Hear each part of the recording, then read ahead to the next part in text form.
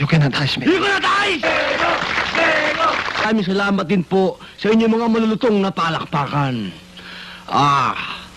Gaya na sinabi ni Kapitan, ang mababalik ni Diego! Return of the comeback. Return of comeback of Diego! Mga kababayan, nung araw, may mga taong lumalait-lait sa akin. Pero ngayon, hindi na ako pwedeng matayin! You cannot hide me. You cannot hide me anymore! Dahil si Diego ay ibang tao na ngayon. Ambassador! I am another different. Now! I'm another different now! Sabi, lahat ng ipinangako ko sa inyo ay matutupad na ngayon. I promise to you people, it will be. My promise to you people, it will be to you. Katulad ng aking pangako sa ating mahal na kapitan, na kahit siya may kapansanan, siya naglilingkod sa atin. Ang kanyang pyesa, ang kanyang paa.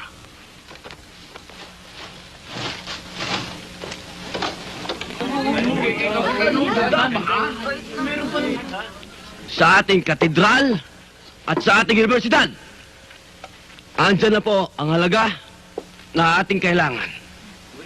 At tinatawagan ko rin po ang ating kagalang-galang na teacher, si Ma'am.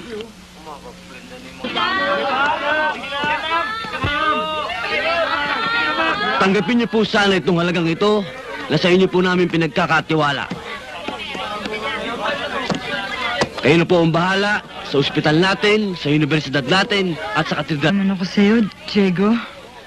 Pero, meron ako itatanong. Saan ba nanggaling to?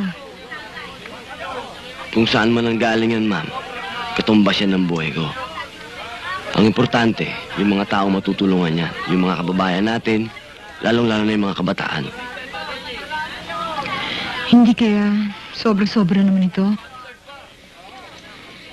May kasabihan nga tayo, ma'am, eh. Minsan lang ako dadaan sa landas ng mundong ito.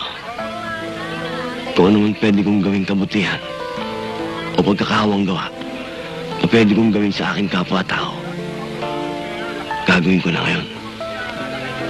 Dahil di na ako muling dadaan sa landas ng mundong ito. Sana, Diego, mag-ingat ka sa mga lakad mo.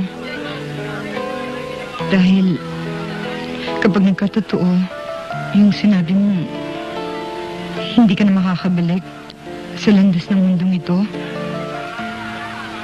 marami kami magdadalang hati. Salamat sa paalala mo. Salamat din sa maaliwalas na mukhang nakikita ko ngayon.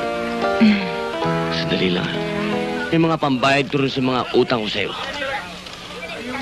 O ito, 10 doble to ha. Pwede ka na magpatayo ng grocery. Ha?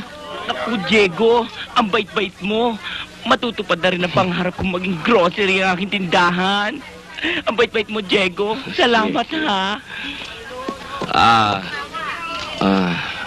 Ito po yung pinangako kong halaga para po makapagpa-opera na si Neneng. Para naman po makita niya yung kagandahan ng mundo. Kung kulang po yan, ipaalam niyo lang po sa akin kaagad. Maraming salamat, Diego. Neneng, matutupad na ang pangarap mo na. Makita ang daigdig. Sabi ko na nga ba't pagpapalain si Diego ng Panginoon. Maraming salamat, Diego. Kuya Diego, maraming salamat ha. Sana pagpalain ka pa. Para marami ka pang matulungan kagaya ko. Pagpalain ka pa sana. Kayo na ang bahala.